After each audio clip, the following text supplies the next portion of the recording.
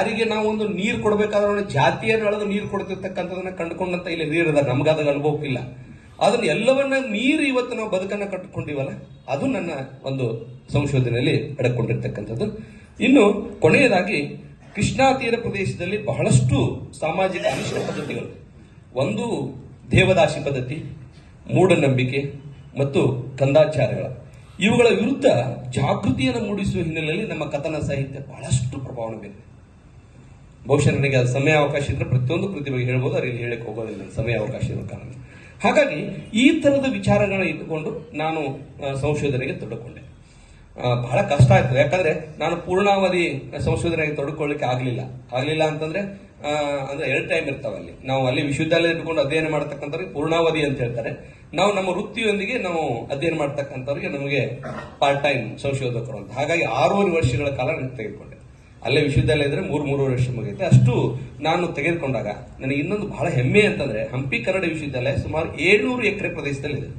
ಕನ್ನಡಕ್ಕಾಗಿಯೇ, ಭಾಷೆಗಾಗಿಯೇ, ಕನ್ನಡ ಭಾಷೆಗಾಗಿಯೇ ಅಥವಾ ಭಾಷೆಗಾಗಿಯೇ ಇಡೀ ಜಗತ್ತಿನಲ್ಲಿ ರಚನೆಗೊಂಡಿರ್ತಕ್ಕಂಥ ಯಾವುದಾದ್ರೂ ವಿಶ್ವವಿದ್ಯಾಲಯ ಇದ್ರೆ ಅದು ಕನ್ನಡ ವಿಶ್ವವಿದ್ಯಾಲಯ ಒಂದೇ ಒಂದು ಇಡೀ ಜಗತ್ತಿನಲ್ಲಿ. ಬಹುಶಃ ಇವತ್ತು ಸಂಸ್ಕೃತಿ ವಿಶ್ವವಿದ್ಯಾಲಯ ಕೂಡ ಇತ್ತು, ಆದ್ರೆ ಬಹಳಷ್ಟು ಇವತ್ತು ಮತ್ತೆ ಅದು ತನ್ನ ಅವಸಾನದ ಅಂಚಿನಲ್ಲಿದೆ. ಇವತ್ತು ನೀವೇನಾದ್ರೂ ಹಂಪಿ ವಿಶ್ವವಿದ್ಯಾಲಯಕ್ಕೆ ಹೋದ್ರಿ ಅಂತಂದ್ರೆ ಅಲ್ಲಿಯ ಪ್ರತಿಯೊಂದು ಕಂಬಗಳಿಗೂ ಕೂಡ ಕನ್ನಡ ಪದಗಳು ನೋಡ್ತೀವಿ. ಬಹಳ ವಿದ್ವಾಂಸಪೂರ್ಣವಾಗಿರ್ತಕ್ಕಂಥ ಸಾಹಿತಿಗಳು ಅಲ್ಲಿ ಬಹಳ ವಿದ್ವಾಂಸರಿದ್ದಾರೆ. ರಹಮತ್ ತರೀಕೆರೆ ಅಂತವರು, ನಮ್ಮ ಬಹಳಷ್ಟು ಕೊಡ್ರು ಸರ್ ಅವರ ಸ್ನೇಹಿತರು ಕೂಡ ಇದ್ದಾರೆ.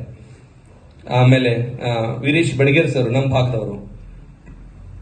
ಆಮೇಲೆ ಇವತ್ತು ನಮ್ಮ ಭಾಷಾ ಅಧ್ಯಯನದ ವಿಭಾಗದ ಮುಖ್ಯಸ್ಥರಾಗಿ ಕೂಡ ಕೆಲಸ ಮಾಡ್ತಕ್ಕಂಥವ್ರು ನಮ್ಮ ಭಾಗದ ಜನಗಳಿದ್ದಾರೆ. ಅವರೆಲ್ಲ ಅವ್ರ ಸಾಹಿತ್ಯ ರಚನೆ, ಅವ್ರ ವಿಚಾರ, ಅವ್ರ ವಿದ್ವತ್ತನ್ನು ನೋಡಿದಾಗ ಬಹುಶಃ ನಾವು ಒಂದು ಸಮುದ್ರದಲ್ಲಿ ಒಂದು ಬೊಗಸೆಯಷ್ಟು ನೀರಿದ್ದಂಗೆ ಆಗ್ತದೆ.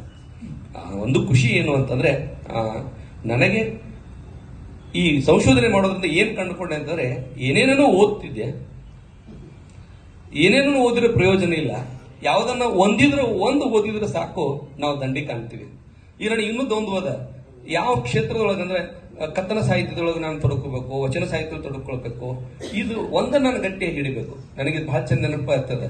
ಬಸವಣ್ಣವರು ಸಣ್ಣವರಿದ್ದಾಗ ಬ್ರಾಹ್ಮಣತ್ವ ಮನೆಯೊಳಗ ಊಟಕ್ಕೂ ಹಸುವಾಗಿತ್ತು, ಆಟ ಆಡ್ಕೊಂಡು ಬಂದ, ಸಣ್ಣ ಹುಡುಗಿದ್ದ, ಊಟಕ್ಕೆ ಕೊಡುವ ಅಂದ. ಇಲ್ಲ, ಅಪ್ಪ ಪೂಜೆ ಮಾಡ್ಬೇಕು, ಊಟಕ್ಕೆ ಕೊಡಂಗಿಲ್ಲ, ಪೂಜೆ ಮುಗಿಬೇಕು ಅಂದ್ರು. ಸುಮ್ನೆ ಅವ್ನು ಗೊತ್ತಿತ್ತು ಅಪ್ಪ ಪೂಜೆ ಮಾಡಿ ದಂಡಿಗೆ ಎಲ್ಲಿ ಬರ್ತಾನಂತಂದ್ರ ತುಳಸಿ ಕಟ್ಟಿ ಪೂಜೆ ಮಾಡಾಕ್ತಾನೆ ಹಿತ್ತಲ್ದಾಗ ಅಂತೇಳಿ. ಅಲ್ಲೇ ತುಳಸಿ ಕಟ್ಟಿ ಒಂದು ಸಣ್ಣ 8 ತೆಗ್ಗು ಮಾಡ್ಕೊಂಡಿದ್ದ. ಅಪ್ಪ ಬಂದ, ಪೂಜೆ ಮುಗಿಸಿದ. ಲೇ ಮಗನ ಏನ್ ಮಾಡಾಕತ್ತೀವಲ್ಲ, ಅಪ್ಪ ಬಾವಿ ತೋಡಾಕತ್ತೇ ನೀರಿಗೆ. ರೇ 2 ಮುಂಡೆದ 10-12 ಕಡೆ ಬಾವಿ ತೋಡಿರ ನೀರ್ ಬೀಳಂಗಿಲ್ಲ, ಒಂದ ಕಡೆ ಆಳವಾಗಿ ಬಾವಿ ತೋಡ್ಬೇಕು ಅಂತ. ಅದಕ್ಕ ಬಸವನ ಎಷ್ಟು ಚಂದ ಹೇಳಿದ. ಇದಕ್ಕ ಅದು ದಂತಕತೆ ಐತಿವಲ್ಲ 2ನೇ ಮಾತು ಬಹಳ ಚಂದ ಹೇಳ್ತಾನೆ. ಅಪ್ಪ ನೀ 1.5 ತಾಸು 20 ದೇವ್ರನ್ನ ಪೂಜೆ ಮಾಡಿದ್ರೆ ದೇವ್ರ ನಿನಗೆ ಒಲೆಯಂಗಿಲ್ಲ, ಒಬ್ಬನ ನೀ 1.5 ತಾಸು ಪೂಜೆ ಮಾಡಿ ದೇವ್ರು ಒಲಿತಾನು ಅಂದಂತ. ಹಂಗ ನಾನು ಬಹಳ ಸಿಕ್ಕಿದ್ದೆಲ್ಲ ಓದ್ತಿದ್ದೆ, ಕೈಯ ಸಿಕ್ಕಿದ ಪೇಪರ್ ಓದ್ತಿದ್ದೆ, ಎಲ್ಲ ಓದ್ತಿದ್ದೆ, ಅದು ಉಪಯೋಗ ಇಲ್ಲ ಅಂತ ಅನ್ನಿಸ್ತು. ಈಗ ಇದರಿಂದ ಅಂತಿಮ ಸತ್ಯ ತಿಳ್ಕೊಂಡದ್ದು ಅನ್ನುವಂಥದ್ದು. Hallikeri sir, FD Hallikeri sir, ಕೊಡ್ರು ಸರ್ ಅವ್ರ ಫ್ರೆಂಡ್. ನಾನು ಅವ್ರ ಕಡೆ ಕರೋಡ್ಪತಿ ಅಲ್ಲಿ ವಾಯ್ವಾ ಇದ್ದ ಸಂದರ್ಭ ಅವ್ರ ಬಂದಿದ್ದೆ.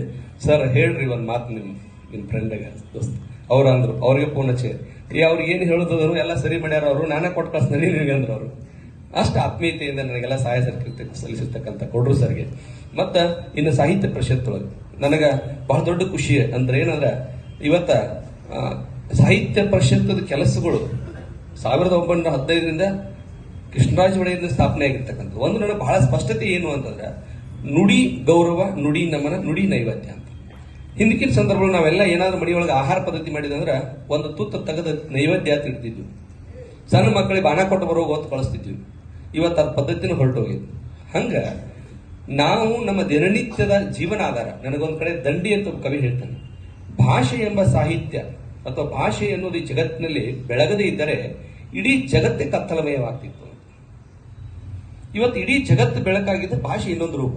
ಮತ್ತ ನಮಗೆ ಅರಿವನ್ನ ಕೊಡ್ತಕ್ಕಂಥದ್ದು ಇಷ್ಟ. ಭಾಷೆಯಿಂದ ಇನ್ನೊಂದು ಹೇಳ್ತಾರೆ, ಎಲ್ಲೇ ಶಶಿಗಿರವ್ರು ಭಾಳ ಚಂದ ಹೇಳ್ತಾರೆ. ಭಾಳ ಚಂದ ದೊಡ್ಡ ಪ್ರಶ್ನೆ, ಇನ್ನು ನನ್ನ ಬಿಸ್ನೆಸ್ ಫ್ರೆಂಡ್ಸ್ ಇಲ್ಲ ಬರ್ರಿ ಸಾಹಿತ್ಯಿಕ ಕಾರ್ಯಕ್ರಮ ಐತಿ, ಎದುರ್ಸಾದ್ರೆ ಏನ್ ಲಾಭ ಐತಿ? ನಮ್ಗ ಸಮಸ್ಯೆಗಳು ರಗಡದಾವ, ಅವನ ಬಗೆಹರಿಸ್ಕೊಳಕ್ ಮರ ಅದನ್ನೊಂದು ತಲೆ ಹತ್ತೊಂದು ಕೂಡ್ಲೇನ. ಅದಕ್ಕೆ ಎಲ್ಲೇ ಶಶಿಗಿರೋ ಒಂದು ಮಾತು ಭಾಳ ಚಂದ ಹೇಳಿದ್ರು.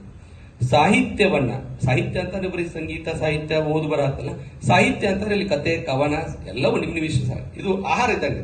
ಒಬ್ಬರಿಗೆ ಫಾಸ್ಟ್ ಫುಡ್ ಇಷ್ಟ ಆಗತ್ತೆ, ಒಬ್ಬರಿಗೆ ಜವಾರಿ ರೊಟ್ಟಿ ಇಷ್ಟ ಆಗತ್ತೆ, ಒಬ್ಬರಿಗೆ ಗೋಧಿ ಚಪಾತಿ ಇಷ್ಟ ಆಗತ್ತೆ. ಹಂಗಿದ್ದಂಗೆ ಸಾಹಿತ್ಯದ ಪ್ರಕಾರ ಒಳಗೆ. ಹಂಗ ಸಾಹಿತ್ಯ ಅಂದ್ರೆ ಎಲ್ಲಾನು ಬಂತ. ಎಲ್ಲೇ ಶಶಿರವ್ರ ಮಾತಿಗೆ ಬರ್ತೀನಿ ನಾನು. ಸಾಹಿತ್ಯ ಎಂಬುವುದು ನಮ್ಮ ಬದುಕಿನ ಯಾವ ಸಮಸ್ಯೆಗಳನ್ನು ಬಗೆಹರಿಸುವುದಿಲ್ಲ.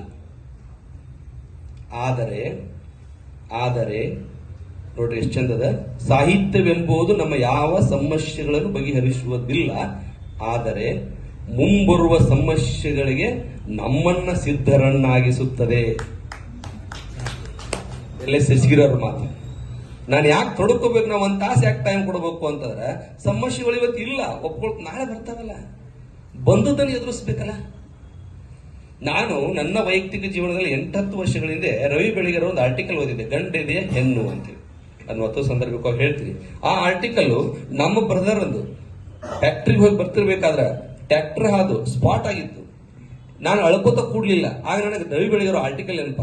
ನಾನ ಹತ್ತು ಕೂತ್ನಿದ್ರೆ ಅವನ ಅಂತ್ಯ ಸಂಸ್ಕಾರ ಮುಂದಿನ ವಿಧಿವಿಧಾನ ಯಾರು ಮಾಡ್ಬೇಕು, ಅವನ ಅಂತ್ಯಕ್ರಿಯೆ ಮಾಡಿ ಕೊನೆಯ ಕ್ಷಣದಲ್ಲಿ ನನ್ನ ಅಣ್ಣನ ಮಕ್ಕಳು ಬಂದು ತೆಕ್ಕೆ ಬಿಡೋದು ಅಳ್ತಿರ್ಬೇಕಾದ್ರೆ ನನಗೆ ಅವಾಗ ಕಣ್ಣೀರು ಬಂತು. ಅಲ್ಲಿವರೆಗೆ ಒಂದು ಹನಿ ಕಣ್ಣೀರು ಬರಲಿಲ್ಲ. ಪೋಸ್ಟ್ ಮಾರ್ಟಮ್ ಮಾಡಕ್ ಹೋಗ್ತಿರ್ಬೇಕಾದ್ರೆ ಮುಂದೆ ನೀನು ನಾನಾ ಪೋಸ್ಟ್ ಮಾರ್ಟಮ್ ಮಾಡಿಸಿ PSI ಕೇಳಿದ್ರು ಯಾರು ಇವರು ಅಂದ್ರು. ಅವ್ರು ಕಾಸತ್ ತಾಂಬ್ರಿ ಅಂದ, PSI ಆಗಲ್ಲ ಅಲ್ರಿ, ಇವ್ರಿಗೇನು ಕರುಣೆನೂ ಇಲ್ಲ, ಇವ್ರು ಹಿಂಗಾದಾರ ಅಂದ್ರು. ಅವ್ರಿಗೆ ಹೇಳಿದ್ರು, ಸರ್ ಕರುಣೆನೂ ಐತಿ, ನೋವು ಐತಿ, ದುಃಖ ಐತಿ, ಎಲ್ಲ ಐತಿ, ಆದ್ರೆ ಅದನ್ನ ವ್ಯಕ್ತಪಡಿಸ್ಕೋತ ಕೊಡೋದಕ್ಕೆ ಇದೆಲ್ಲ ಎಲ್ಲ ಮುಗಿದ ಮ್ಯಾಗ ಅದಕ್ಕೆ ಅವಕಾಶ ಕೊಡೋದು. ಅದಕ್ಕೆ ಒಂದು ವಿಚಾರನ ಇಷ್ಟ, ನಾವೆಲ್ಲ ಸಾಹಿತ್ಯಿಕ ಒಂದು ಔತಣ ಕೂಡಿದಂಗಿದ್ದೀವಿ. ಬಹಳ ಚಂದ ಮಾಡ್ಕೊಂಡು ಹೊಂಟಾರ ಮೇಘಾಡೆ ಸರ್ ಅವರು. ಇನ್ನೊಂದು ಈ ಸಾಹಿತ್ಯಿಕವಾಗಿರ್ತಕ್ಕಂಥ ಜೊತೆಗೆ ಸಂಗೀತದ್ದು ಕೂಡ ಎಲ್ಲ ಕಡೆ ಹಬ್ಬಿಸಿದ್ರು. ಮತ್ತೆ ಶಾಲೆಯೆಡೆಗೆ ಪುಸ್ತಕಗಳನ್ನ ಕೊಂಡು ಹೋಗ್ತಕ್ಕಂಥ. ಇಲ್ಲಿ ಕನ್ನಡ ವಿಶ್ವವಿದ್ಯಾಲಯದ ಮಂಟಪ ಮಾಲೆ ಅಂತ ಒಂದು ಮಾಡಿದ್ರು, ಬರೀ 20 ರೂಪಾಯಿ ಪುಸ್ತಕ. ಅಂಥವು 890 ಬೇರೆ ಬೇರೆ ವಿಷಯಗಳನ್ನ ಬೇರೆ ಬೇರೆ ಲೇಖಕರನ್ನ, ನಮ್ಮ ಭಾಗದ ಬಹಳಷ್ಟು ಲೇಖಕರನ್ನ ಕೂಡಿಸ್ಕೊಂಡು ಆ ಪುಸ್ತಕ